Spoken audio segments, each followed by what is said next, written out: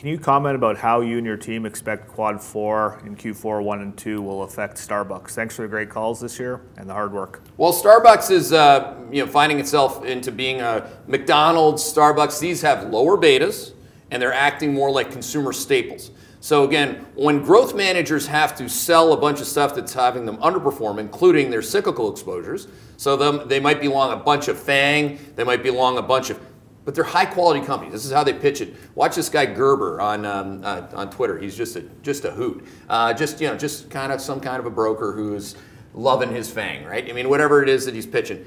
But hey, if I can't own those, maybe Starbucks. Like I'm your broker. I'm a registered investment advisor. High quality company, high quality blue chip. McDonald's too. It's a safe name for you. You know these names. So this is how people think about it. But it's also how these things actually move. Because the betas on Starbucks and McDonald's, for example, have much lower betas than semiconductor stocks currently. So again, high beta as a style factor. Josephine, pop that up there. You can show it. And small cap. Okay, these are the two worst places you could have been last week.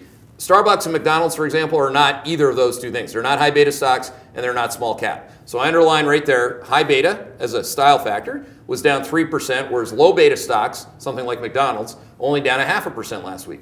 In the last 3 months alone, look at the performance of being short a high beta portfolio, down 17.3%. And it is really it's a damn shame that more people in the hedge fund industry didn't get that right. It was one of the biggest calls you could have made.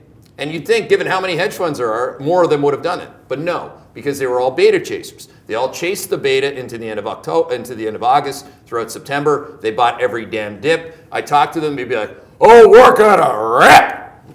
Why? Because you need to rip? Or because, and then they'd say, well, everybody's de-risked. No, they haven't, or they didn't, or what just happened wouldn't have happened.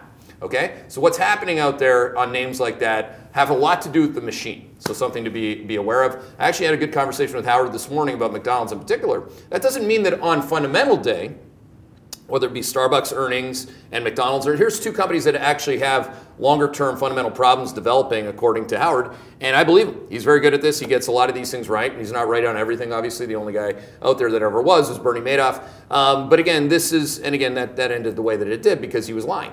Okay, so again, on fundamental day, that's where if you have fundamentals, stocks that fundamentally you think should go down because you think the business is deteriorating, but they're in the right bucket that the machines are buying, just get your short position closer to the date of the event.